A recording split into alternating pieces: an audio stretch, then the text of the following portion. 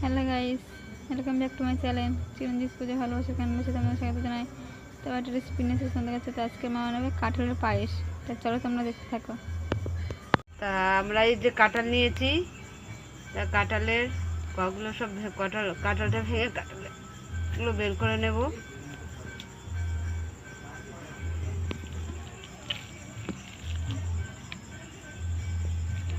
দেখছো কাঁঠালের কগুলো,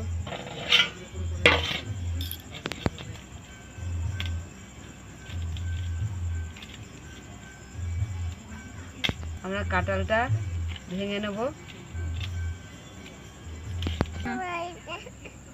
তা দেখো আমাদের কাঁঠালটা ভাঙা হয়ে গেছে। আমরা এবার কাঁঠালটার রস করে নেব। তোমাদের সঙ্গে পরে দেখা হচ্ছে। তো আমাদের তো খাজা কাঁঠাল, তার জন্য আমরা কাঁঠালটা ঘষে নেব। হ্যাঁ হ্যাঁ তুমি খাও। সমজিৎ খাবে বলছে।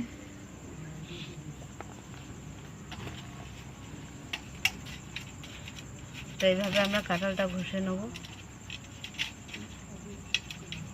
আমাদের মিক্সি ছিল, মিক্সিটা খারাপ হয়ে গেছে, তার জন্য আমরা মিক্সিতে করতে পারবো না। তো আমরা এরকম করে ঘষে নেব। একটু দেরি, আস্তে আস্তে আস্তে আস্তে ঘষতে হবে। আমি আটি ছাড়িয়ে দিই। এইভাবে আমরা ঘষে নিচ্ছি কাঁঠালগুলো।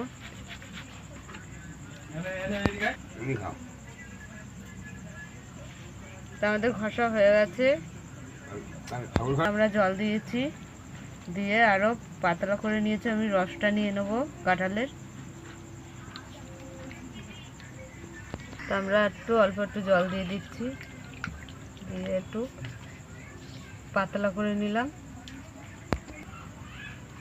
রসটা। দেখি আমরা কাঁঠালটা ছেঁকে নিচ্ছি।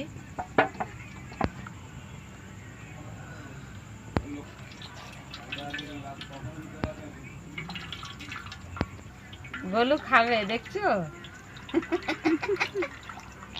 দুধ বেরোচ্ছে, দুধ খাই খাই নে খা খা।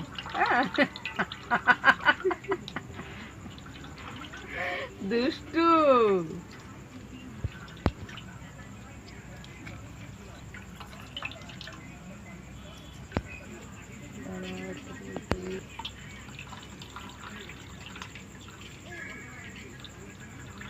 তা আমরা চিপের রসটা একদম পুরোটা বের করে নিয়েছি।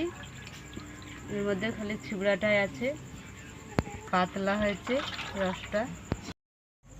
তো উনুনটা ধরে গেছে, আমি কড়াটা বসিয়ে দিলাম। তো আমরা দুধ দিয়ে দিচ্ছি। আর পরে আছে দুধটা আমরা জাল দিয়ে নিচ্ছি, একটু ফুটে উঠুক। এখানে আমাদের 50 গোবিন্দভোগ চাল ভিজিয়ে দিয়েছিলাম, দিয়ে দিচ্ছি।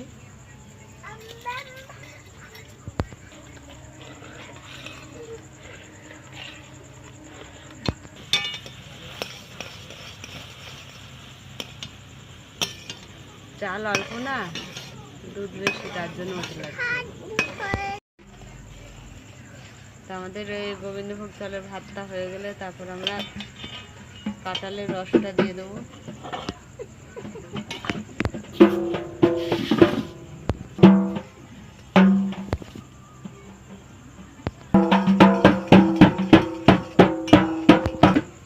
আমি এবার কাঁঠালের রসটা দিয়ে দিচ্ছি।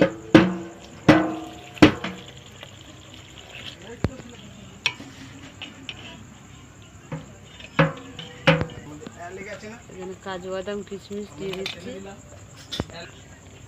এখানে আমি 3টে এলাচ দিয়ে দিলাম।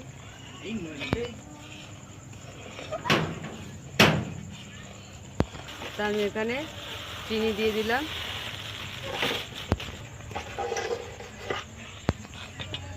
তা আমি 2টো তেজপাতা দিয়ে দিলাম।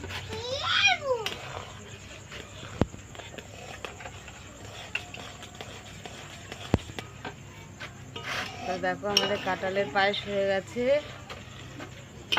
আমরা নামিয়ে নিচ্ছি।